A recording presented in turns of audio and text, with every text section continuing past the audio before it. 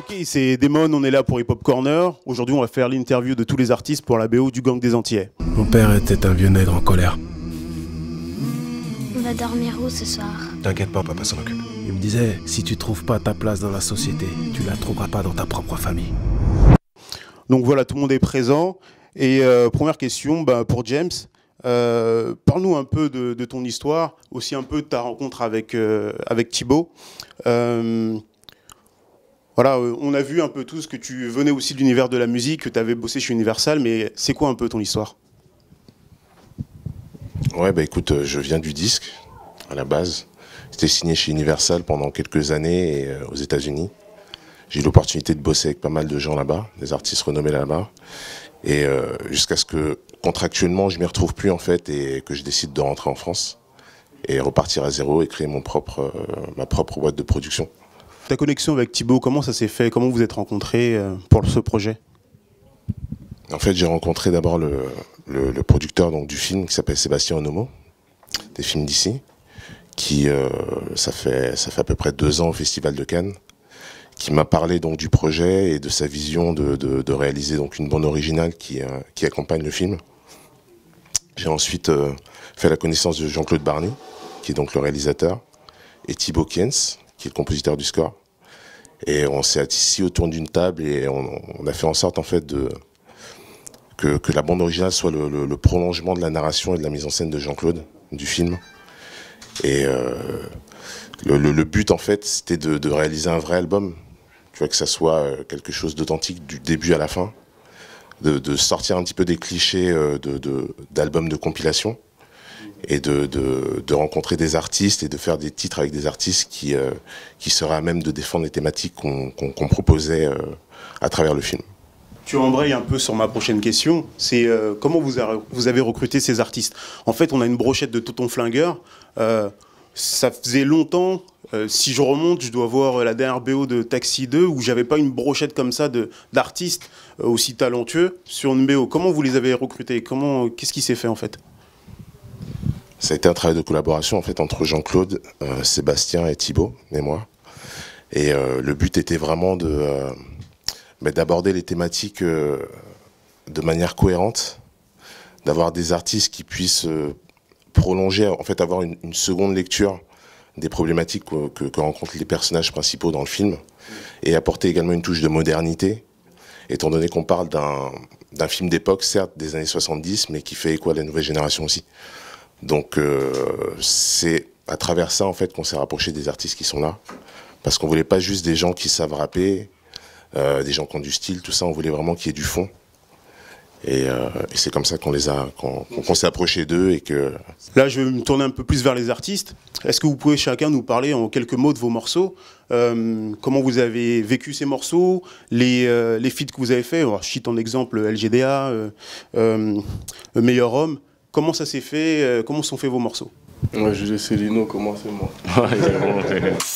Mauvaise question, mauvaise réponse, mauvaise gestion de la colère, mauvaise défonce. C'était par rapport non, c'était par rapport au film. J'avais une thématique moi qui était le rapport avec le père et le fils. Donc voilà, donc Meilleur Homme. Donc tombé pile, et puis il y a Iseul qui s'est posé sur le refrain. Et donc on a fait un truc assez intéressant. Oui, assez intéressant, je dis assez intéressant. Ouais, voilà, ouais, c'était c'est une thématique qui tombait pile sur le film. J'ai regardé un peu quelques scènes et puis ça tombait bien. J'ai bien aimé cette scène-là, donc j'ai fait ce morceau-là. Moi, la thématique, je l'ai un peu emmenée. Ma grosse tête casse, c'est fait tricarder le placenta. T'attends pas à ce que je garde la peur au ventre vu le spectacle. Man, mon rap a pas plus de résultats que le spectacle. Parce que au début, j'étais censé être là, mais sur un autre morceau, sur une autre thématique. Et du coup, sans avoir vu le film, je pensais que ça allait juste parler de braquage, tout ça. Hein. Et vu que moi, j'emmène les gens dans ma musique par un autre chemin, tu vois. Et ayant vécu ça, justement. Voilà. Voilà. Et donc, non, parce que moi, James, par exemple, il m'a approché en me disant voilà, il y a un film, c'est l'histoire de 4 braqueurs, tout ça, Et en plus, moi, j'avais mon morceau Zaiko qui allait sortir. Psycho, rêvant de cash, appelle Smooth son narco. Il tape leur tout premier braco. Psycho enchaîne braco sur braco. Même en rentrant le week-end dans le 9-5, le racle le braco. Et donc où je parle mon rapport avec le braquage, quand moi-même j'étais dedans à mon échelle, et que voilà, j'ai été transformé, j'ai été changé, j'apporte un autre message aujourd'hui. Et donc quand lui m'a approché pour dire tu vas jouer le rôle d'un braqueur, j'ai dit mais non, c'est pas mon film ça, tu vois. Donc je pense pas pouvoir poser dedans. Il m'a dit il faut que tu regardes le film, que je vais te montrer des extraits du film. Et je pense que ça va te parler parce que c'est pas mettre en avant le braquage, c'est vraiment raconter pourquoi ils ont braqué et les conséquences de la vie des Antillais quand ils sont venus habiter ici avec le Bimidum et tout. J'ai dit ok, je vais voir si vraiment c'est important que je sois là ou pas. Puis j'ai écouté son instru déjà qui était très très forte. Et moi j'ai eu un thème, donc j'aurais dû qui parle plus sur la réflexion qu'il a au bout d'un moment de Jimmy en se disant est-ce que vraiment j'aurais dû suivre ce chemin de braquage ou pas. Et voilà, j'ai fait un thème autour qui ensuite a été validé par James et par le réalisateur et au final qui est dans le film. Donc voilà. Petite question en aparté aussi, ça n'a pas été trop compliqué pour toi puisqu'en même temps tu gérais la sortie de ton album qui vient de sortir. Comment ça s'est passé d'être sur les deux fronts? Non, c'est un titre. C'est vrai que pour avoir la tête dedans, mais tant que ça rentre dans tes sujets, dans les sujets que tu abordes, c'est pas compliqué. C'est un morceau que j'aurais pu mettre dans mon album aussi au final, tu vois. Okay. Mais voilà, je l'ai laissé pour le gang des Antillais, il est bien à sa place, je pense. Donc moi, c'est Renégat, on peut me retrouver sur le titre Midtown Gangsta en featuring avec Gâteau. Je fais le refrain, je chante en patois jamaïcain. Me reach me have everything. Me done with the whole of them. Right now me turn gangster. I'm far from reality. Me have thousand cars. Bah en fait, comme Lino il a dit, hein, t'as vu, on avait tous une thématique à respecter. C'était quoi pour vous la thématique? Moi la mienne, c'était en fait, fallait que j'explique que ils sont partis des Antilles, ils sont venus en France, et ils sont devenus gangsters. À la base, c'est pas des gangsters quoi. C'est la vie qui les a rendus comme ça? Je te dirais même pas la vie, je te dirais le système. D'accord. C'est à cause du système en fait. Ben moi c'est Brett Jartin. Tous les jours en fête, pétard, sec la femme, nec toujours en tête, bicha, mec dog, c'est noir ici, noir ici, noir ici, c'est noir ici, noir ici, noir ici. Et dans le projet, ben, je suis avec Stoney, et le thème c'était le mal du pays.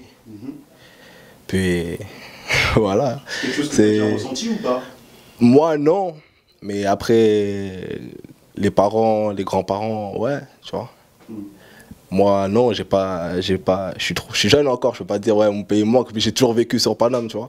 Donc je peux pas dire que mon île me manque tout ça, mais c'est plutôt les parents, tu vois, l'histoire de mes parents, voilà, tu vois, l'histoire des parents, de mes grands-parents, tu vois.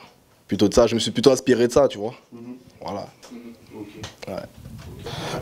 Moi c'est Caïps, j'ai interprété LGDA au deuxième couplet. Si c'est pour crever de faim, autant finir coupable. Les hommes se taisent quand les armes parlent. J'ai toujours opté pour la criminalité. Combat éternel face à la précarité. Bah comme tout le monde, hein. Les thèmes ils ont été imposés, mais j'étais à l'aise dessus. Ça te parlait? Ouais, ça me parlait. Hein. Fallait raconter un peu l'histoire, c'était global on va dire. C'était pas comme les... Je pense que les autres c'était un peu plus complexe. Donc après voilà, hein. J'ai fait ce que j'avais à faire dessus et puis voilà. Hein. James, on a une super connexion aussi sur la BO entre Ben Oncle Soul et Talib Kweli. Comment elle s'est faite cette rencontre? Ils ont bossé ensemble, ils ont bossé par studio interposé, comment ça s'est fait? C'est un petit peu le morceau qui porte le film de par son sens et sa musicalité en fait. C'est un titre que j'ai composé avec Thibaut. Enfin, qui a été recomposé dans le sens. En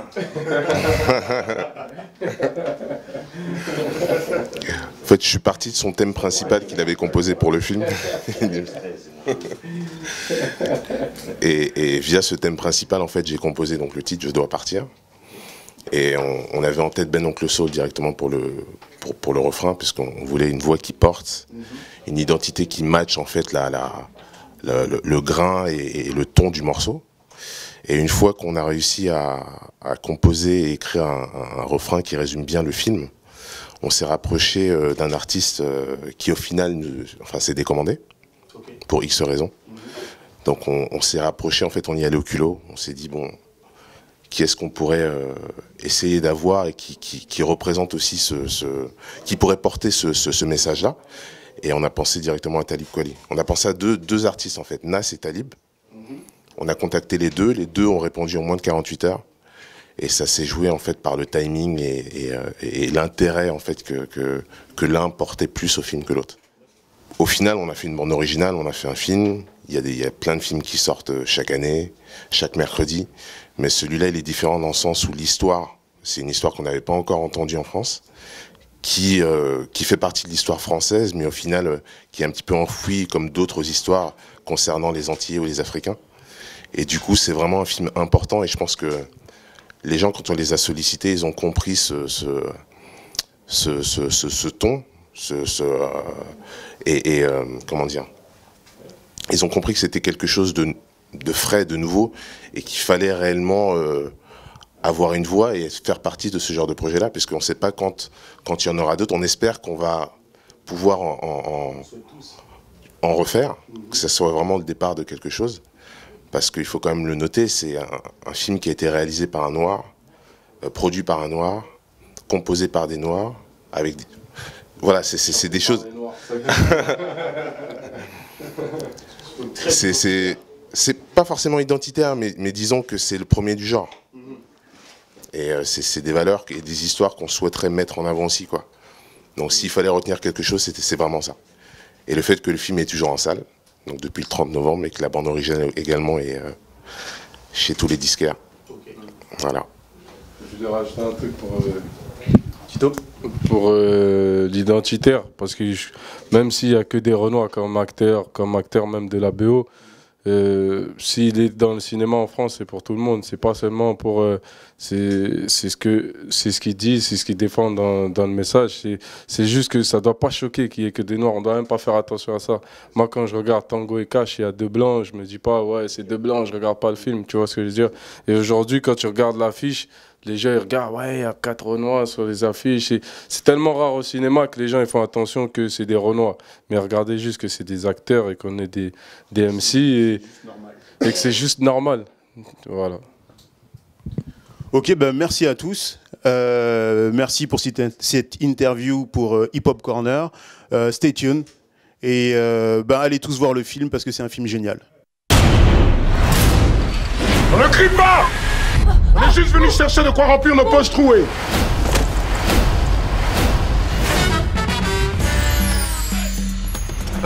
On s'était fait une bonne dizaine de bureaux de poste. Je me sentais comme un smicard du hold-up. Plus besoin de demander. Je voulais plus du petit doigt de l'État. Je voulais sa main tout entière.